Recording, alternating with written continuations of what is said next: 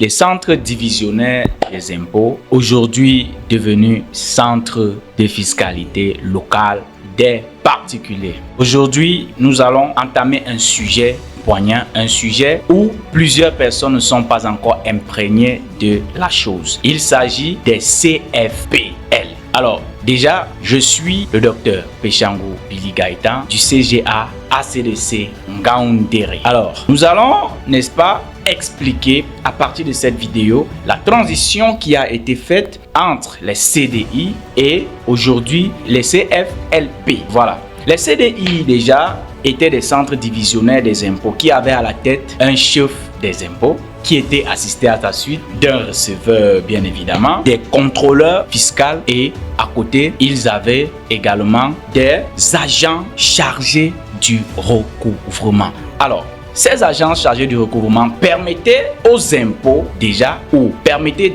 d'améliorer l'assiette fiscale. Ils avaient beaucoup de tâches. Déjà, les chefs CDI avaient beaucoup à faire avant déjà l'ère des CGA.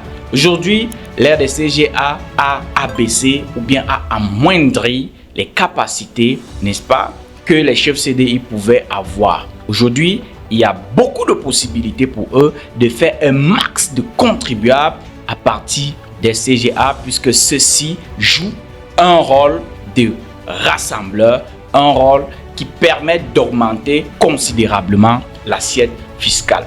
Nous pouvons dire que dans le jeu ou bien dans le rôle des CDI, il y avait une gestion comptable dans les localités qui se passait comment? Il fallait au préalable qu'une entreprise soit identifiée. Tout ça se passait au CDI. Ils travaillaient sur la mise à jour des fichiers fiscaux, dans le suivi également des portefeuilles.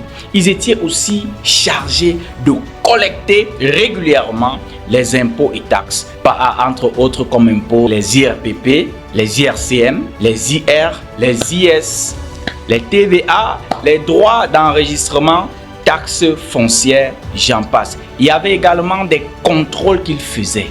Et nous allons voir, est-ce que dans les CFLP, ils s'occupent toujours des mêmes tâches? Alors, nous allons constater que dans les CDI, il y avait également des accompagnements fiscaux où il y avait un service d'accueil pour accompagner, n'est-ce pas, le contribuable lambda qui venait faire payer son impôt. À côté de celui-ci, ils aidaient également aux déclarations et au paiement. Tu pouvais t'avancer au niveau des impôts et demander l'impôt que tu dois payer. On pouvait juste te demander ton chiffre d'affaires.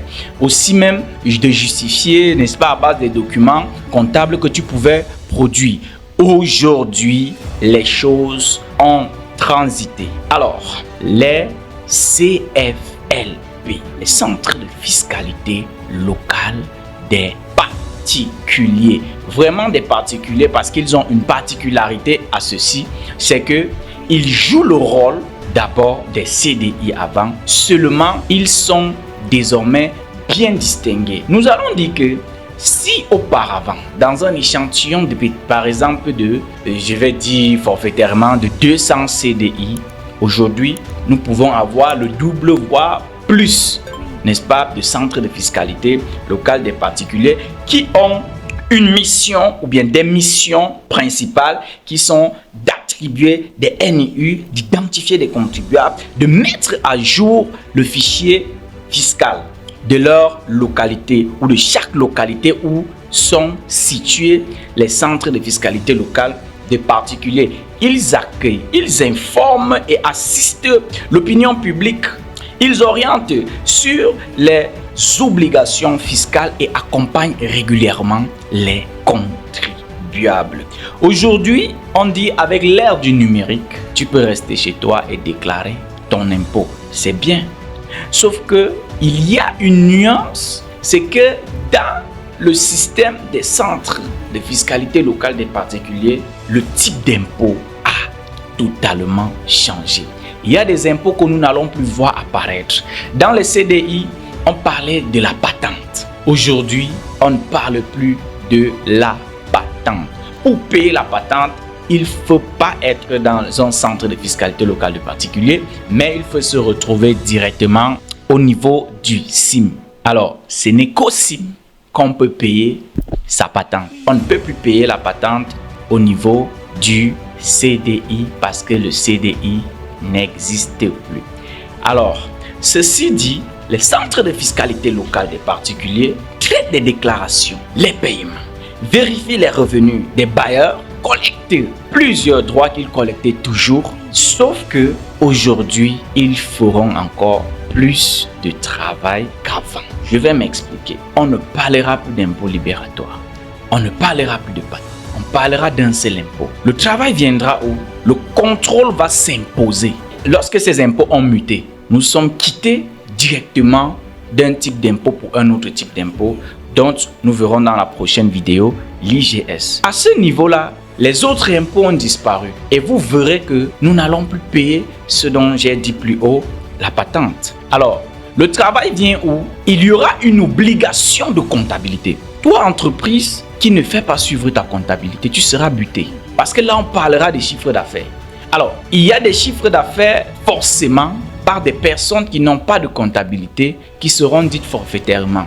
Mais alors, des questions seront à se poser. Est-ce que ton comptable a l'habilité de déterminer forfaitairement un chiffre d'affaires? Ou encore, sur quelle base s'appuiera-t-il pour déterminer ton chiffre d'affaires? Alors, une comptabilité va s'imposer.